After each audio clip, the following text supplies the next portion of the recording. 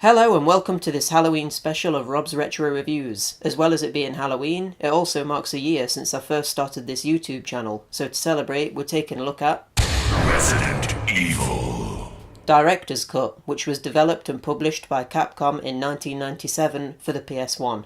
To start this review, let's talk about some of the differences between the original Resident Evil and the Director's Cut, which was released a year later.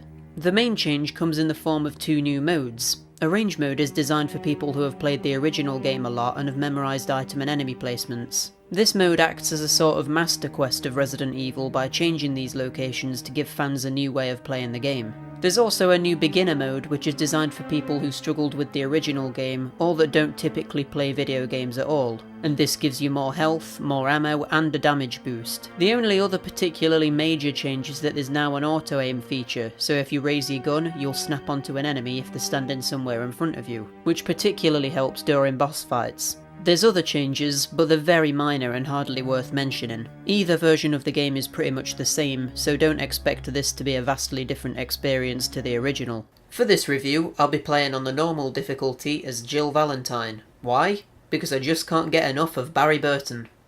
Oh, Barry! That was too close. You were almost a Jill sandwich. You're right. Barry, thanks for saving my life. The game begins with an opening cutscene which stinks of cheesy B-movie horror. I particularly like this guy's scream as he lifts up a severed arm.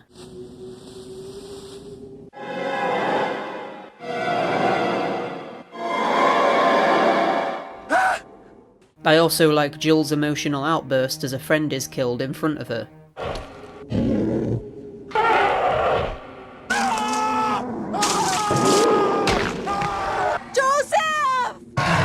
But the icing on the cake is this amazing cast sequence.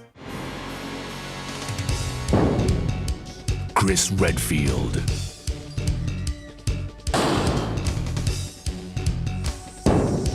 Jill Valentine, Barry Burton,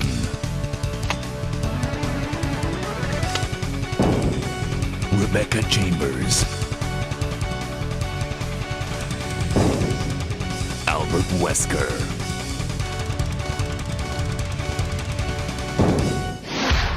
Resident Evil.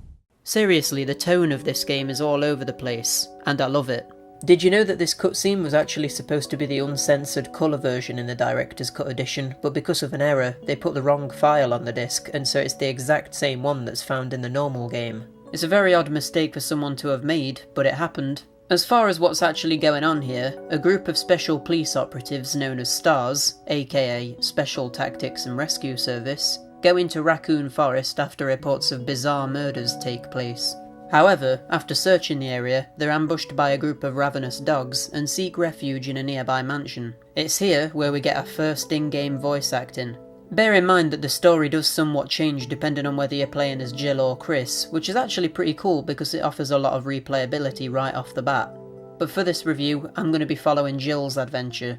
Captain Wesker, where's Chris?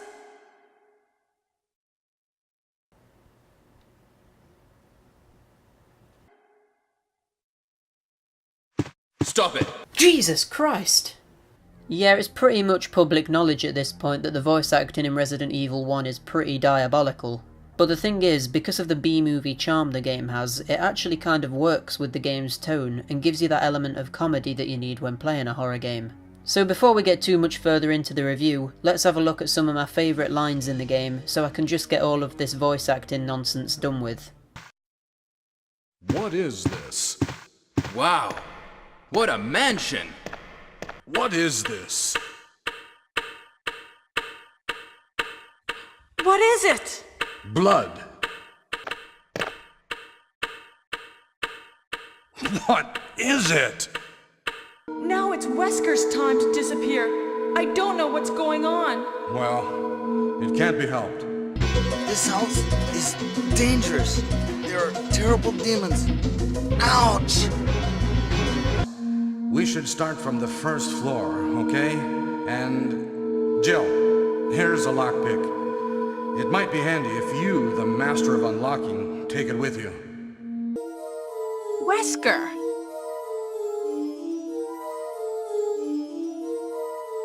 Jill, so you're safe. That's what I was going to say. How about going down to check by yourself? I have a rope here. Oh, do you? Well, then I'll try to go down using the rope. I mean, to be fair, not many games had full voice acting when this game was released, so it makes sense it would be a bit rubbish by today's standards. But either way, now that's over with, let's continue with the game. So, after encountering your first zombie and having Barry blow its head clean off with his revolver, you're given the task of exploring this seemingly massive mansion. At first this might seem like an impossible task, but it's still quite linear due to there only being one door you can actually go through at this point. So off you go, and within seconds you witness your first zombie, I suppose technically second, but Barry dispatched that one so I don't count it, who is playing dead. So already you pretty much know everything that the zombies are capable of. They walk towards you slowly and can play dead to catch you off guard. It's in this room where you also learn that you can interact with certain objects in the game environment. In this instance, you can push these stairs to reach this map being held by a statue. This is something that will be revisited a lot throughout this game. The amount of pushing you do is sure to give Jill some serious backache. The next room? Well, the next room teaches you how to have a heart attack. Ah! Eventually, after a while of exploring and solving some really basic puzzles, you'll gain access to a shotgun which activates a trap, which Barry saves you from just before you get turned into the infamous Jill sandwich. There's just something about this Barry guy that I don't like though. I don't quite know what it is. But Barry, didn't you say you're going back to the dining room to do some research? Why on earth are you here? I just had something I wanted to check. Now, let's get back to searching for the lost captain and Chris, shall we? There's something fishy going on with this guy. I wouldn't trust him. It's around this point that you'll find your first save area. The saving in this game is one of the elements that divides people. The reason for this is because you can only save in specific areas where typewriters are positioned, and you also have a limited amount of saves because using a typewriter requires an ink ribbon. I personally like this, even though I appreciate it can be annoying. You can lose so much progress if you die and haven't been back to a typewriter for a long time, but this also makes every encounter feel more tense because you don't want to die, because you don't want your effort to have been for nothing. One aspect of the game I really like is how all the guns sound and feel really weighty and powerful, especially when you use the shotgun to blow off a zombie's head and turn them into a bloody mess. It's awesome.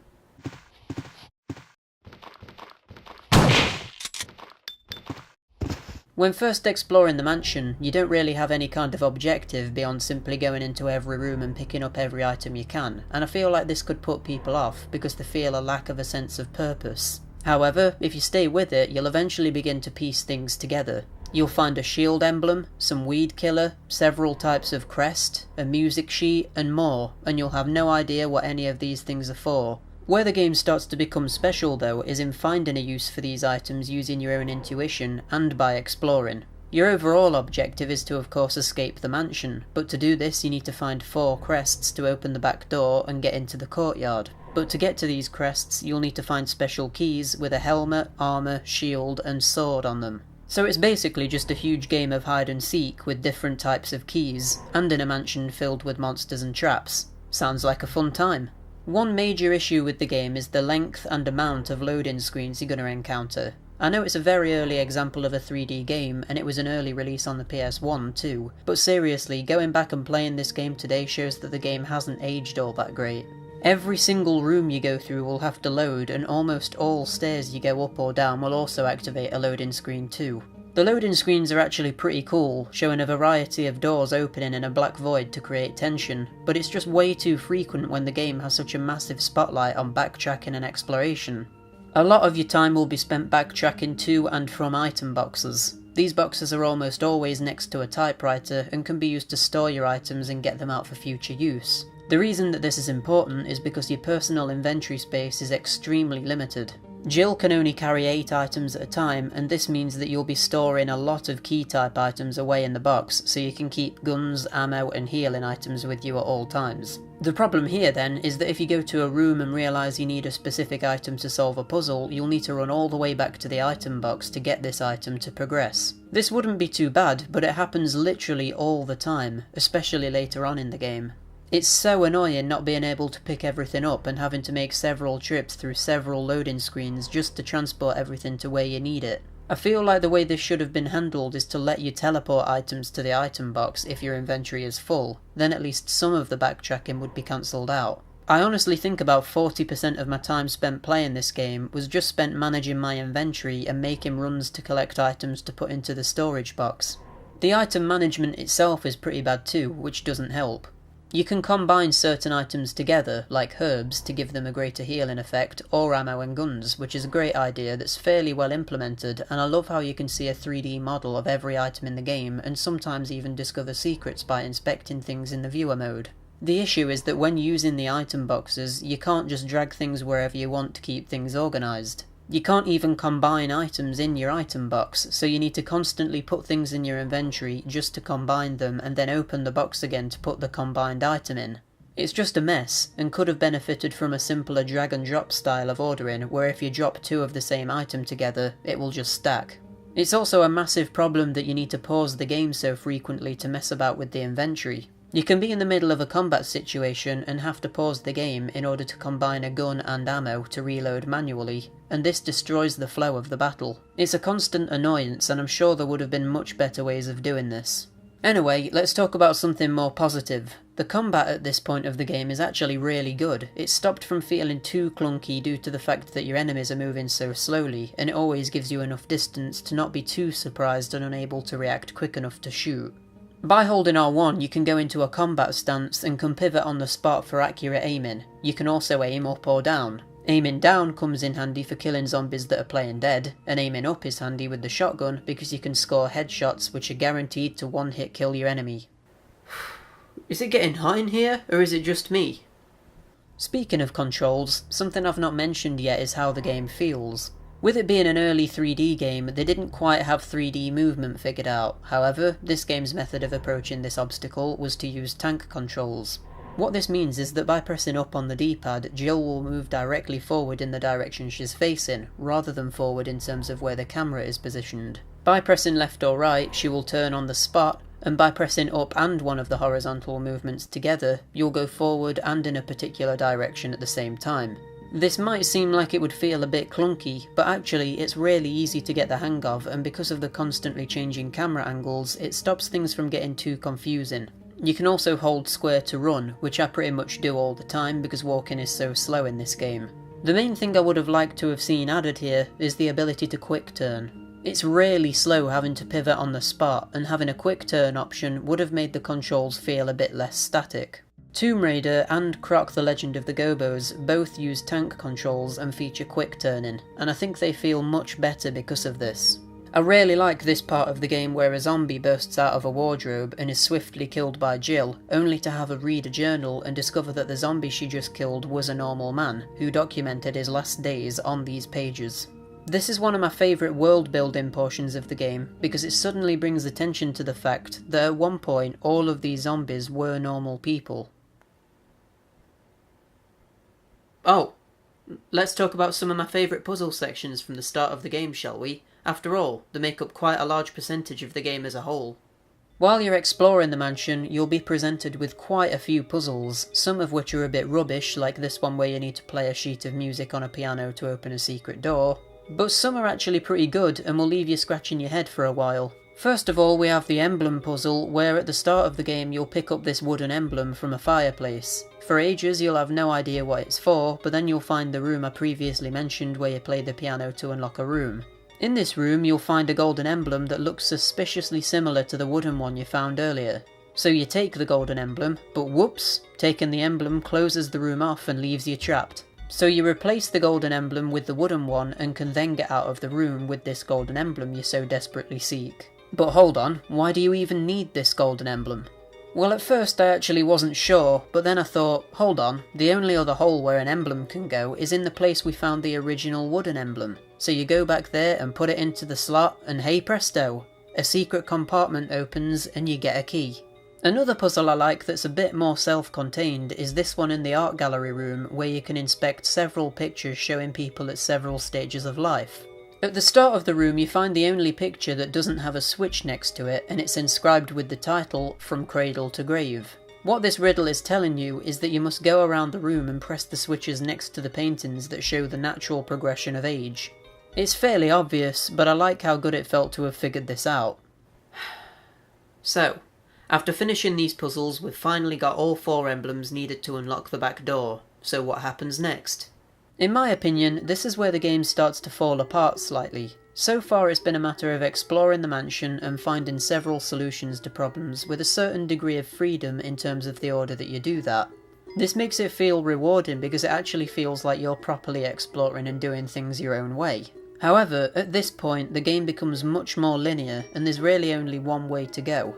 Not only that, but the main enemies in the game now become dogs, which are really annoying to fight because of how quick they are and how most of the time you can't even see them because of how the camera angles are positioned. I mentioned earlier how the combat felt good because the slow moving zombies were geared towards the control style in this game. Well yeah, the rest of the enemies in the game aren't geared towards this, and it becomes more and more of an annoyance getting into combat situations as the game goes on, because you basically can't avoid getting hit. After making your way through the courtyard, you end up in an outhouse, which after exploring for a while, you learn is housing some kind of secret lab where they performed experiments on a plant that proceeded to take over the whole building and become a major threat. Your objective here is to defeat this plant and gain access to the last key needed to unlock the last few rooms in the mansion. This is probably the worst part of the entire game in some ways, just because the backtracking situation is ramped up so much that it becomes a real drag to progress at all. There's this one section where you find 4 bottles but can't do anything with them, so obviously you take them back to the item box because having 4 item slots taken up in your inventory is a death wish. You then find out what you need to fill the bottles with and have to go back and get them from the item box, then go back to the room, take the filled bottles to the basement, which at this point you've already been to, come back up to the item box to restock with health, weapons, ammo and to save, and then get on with the game again. It's just constantly going back and forth, and at this point it's quite obviously padding. It's a shame too, because the actual puzzle where you need to fill the bottles and combine them with different mixtures to create the right chemical is actually really good and probably one of my favourites in the whole game. There's also this keypad puzzle to get into the chemical room where you have to light all these circles. By pressing an unlit light, it will turn that one on that you pressed, but all of the others around it will be turned off.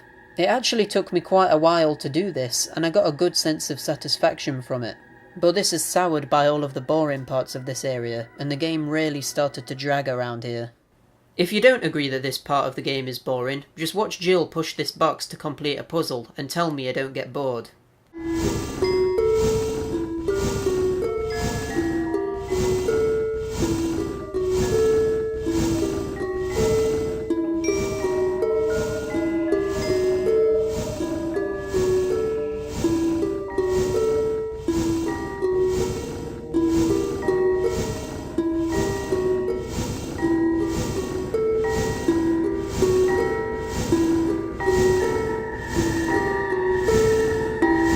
Absolutely riveting gameplay, am I right?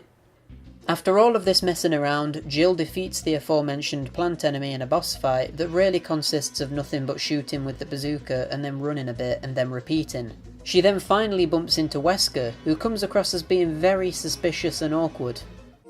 Where on earth have you been? You disappeared from the hall all of a sudden. I'm sorry, but I have my reasons. Perhaps you guys have met them? It was all I could do to protect myself against those strange creatures. I can't tell if it's just the dodgy voice acting, or whether he's supposed to be coming across this suspiciously. Next, you trek all the way back to the mansion and explore the few rooms that were still locked using a key you found after defeating the plant enemy. The game throws a curveball at you here though, because going back to the mansion, you might be thinking, I've got this covered, I already defeated most of the enemies while I was exploring the first time. Well, guess what, bucko? New enemies will have spawned in the mansion, and these aren't just zombies. Oh no, these are lizard creatures that won't hesitate to slice your head clean off if given the chance. These things are incredibly threatening, but unfortunately they aren't fun to fight at all. They're way too fast, and like with the dogs, the combat system isn't at all suited to battling them. They can also jump attack you and then combo hit you, which is annoying beyond belief because you can't do anything about it because of how slowly and clunkily you control when facing quick enemies like this. I hate these enemies, and to be honest I don't really like the design much either. It seems a bit random. Speaking of random, this is where you face off against a massive snake who poisoned and killed your friend earlier in the game. Again, this shows off just how bad the combat is in this game when the enemies move faster than a shuffling zombie. It's just annoying because of how slowly you move in comparison to the snake, and it's really difficult to avoid getting hit by it.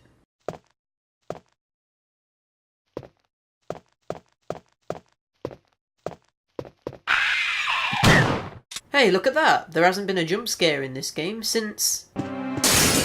God damn it! There was a really good section of the game that isn't scripted and just happened to play out in a certain way that made a situation feel more epic than it actually was.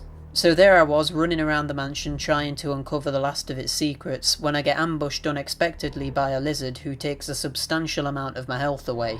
I run down a hallway and into a dead end, but there's a room at the end of it which I know holds a secret item I need. I have no health, and one more hit from anything would kill me for sure. So I find the secret item, and it happens to be a revolver with 6 bullets in it. So I bust the door down and put a single bullet into the back of the lizard's head, and successfully get myself back to an item box room where I heal and continue with the game. It's the moments like these that happen in Resident Evil, where you just barely manage to scrape past an encounter, that makes it feel great. It's just a shame that there's so much time that isn't spent in situations like this. Then there's this weird area where you go into a kitchen and there's incredibly ominous music playing as if something big is about to go down. Then a cutscene shows something coming towards the door to the room and opens it to reveal itself to be a single zombie. Seriously, it's just one zombie and there's this huge build up to it as if it's something important. I don't know what's going on there. Eventually you find your way into an underground cave where you're given a choice to either stay with Barry or leave him to go ahead on his own, and I've already established that I don't trust him, so I'm not going to follow him. He could be leading me anywhere. You go ahead alone and find a member of STARS, who is in the middle of telling you about a big conspiracy, when out of nowhere he's shot and left for dead. I bet that was Barry who shot him. I knew he was a dodgy one. What happened? I'm really embarrassed. I was clumsy. Oh, you don't have to talk. I'm going to give you first aid. Maybe my time has come. Oh, well damn. Now I feel bad.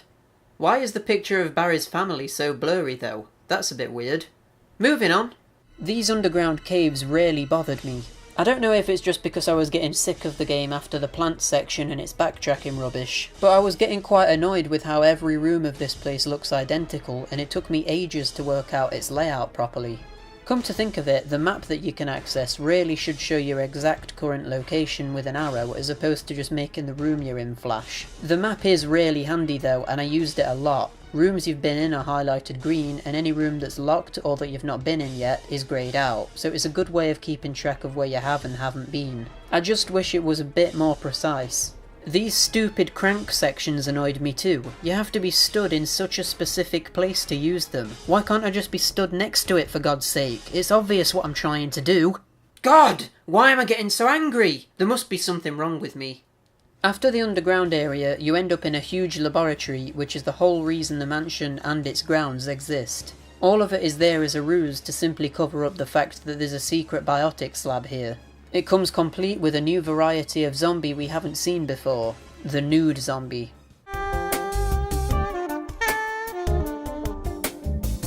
There's an oddly specific detail with these zombies. You can hear their bare feet making a fleshy noise on the floor, and something about it unsettles me.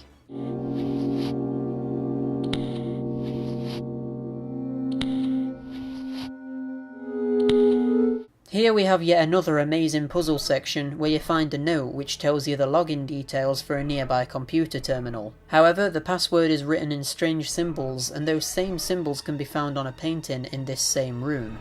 By finding a hidden switch behind a bookshelf, you activate an ultraviolet light which shows what the symbols on the painting mean, thus being able to cross-reference it with the note and being able to figure the password out. I actually used a pen and paper to work this out, and it was yet another puzzle that felt incredibly satisfying. In one of the next rooms we find a bookshelf hidden behind a wall. That makes a change from the stereotype of something being hidden behind a bookshelf, I guess. After this you discover that Wesker, the most senior STARS operative, has double-crossed you and is working for Umbrella, the corporation behind all of these experiments and that runs the facility. For some reason, rather than just shooting you dead there and then, he tells you about his plan and shows you Umbrella's main weapon, a super zombie known as the Tyrant. For some reason, Wesker wakes the Tyrant up, probably thinking he is in charge of it or something, and it kills him and then quickly turns its attention to you. You quickly dispatch it, but we all know that it's going to come back to life for a final boss fight. Jill then goes back to Wesker's dead body and gives him a sick burn before continuing with her adventure. Are we near the end of the game yet? I don't feel very well and I've got a headache. And I'm all itchy.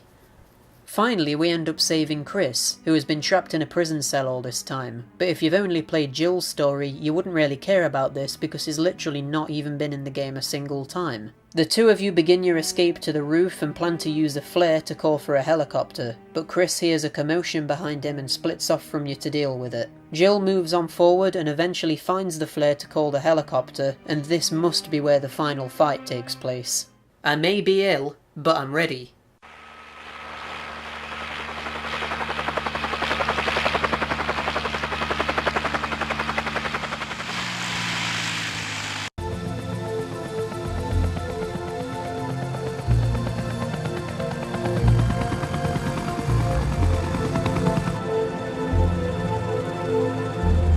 Wait, what? You escape? And hold on, Chris is with you? That was a bit of a weird transition. And hold on, you're telling me that the last boss was in the room with Wesker? But that was pathetic. That's got to be one of the most abrupt endings to any game ever. Something has to be going on here. So it turns out that I got a bad ending because I didn't set off a bomb to destroy the mansion and I didn't rescue Barry, but to be honest, I don't want to see such marvellous real estate go up in flames, and nor do I trust Barry. So I got the good ending in my mind. There is also an actual last boss fight if you fulfill certain criteria, where you fight the Tyrant on the helipad, so I guess it's my fault I missed out on that. In all seriousness though, the amount of endings in this game is actually pretty impressive. There's 8 altogether, and you can do a combination of things with Barry and Chris to achieve these. If you want to leave everyone for dead, you can. And if you want to save them, you can do that too. And if you want to blow up such a marvellous mansion, then by all means, go ahead and do that. If you get the best ending by rescuing everyone and setting off the bomb, you get a set of new costumes to try out on subsequent playthroughs. Also, if you complete the game in less than 3 hours, you unlock an unlimited ammo rocket launcher, so there's replay value to be had on top of the 2 playable characters. I really should go to bed, my headache's getting worse. I'm giving Resident Evil Director's Cut a 5 out of 10. I appreciate that it's among one of the first true horror games, but it's really dated by today's standards, and a few key things stop it from being as enjoyable as it once was. The main issues are the inventory management being clunky to use despite being such a massive part of the game, the backtracking being infuriating because of the amount of it you have to do for such menial tasks, all the loading screens you have to go through to get anywhere, and the combat being severely flawed when fighting quicker enemies. Having said that, even though it's dated, you can still see the bones of something great here. The visuals are fantastic with the pre-rendered backgrounds, the music is eerie and fits the more serious tones of the game, and some of the puzzles are incredibly clever and feel satisfying to complete. The design of the mansion area is amazing, and I love the feeling of exploration at the beginning point of the game. It's just the later sections which let it down in my opinion. I think rather than seeing the courtyard, outhouse and underground sections of the game, I would rather have seen an expanded laboratory section that was more similar in design to the mansion.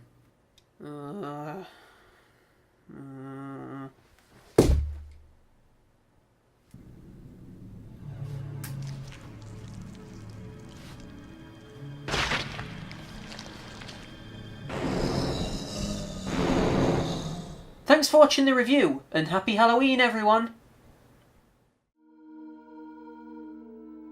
I hope you enjoyed my video. If you did, consider subscribing for more reviews coming soon, and give it a like too. If you have anything to say about the review, leave a comment below, and I also want to know what you think to the original Resident Evil looking back on it today. It would be interesting to know what other people's opinions are. Either way, I hope to see you in my next video. Bye!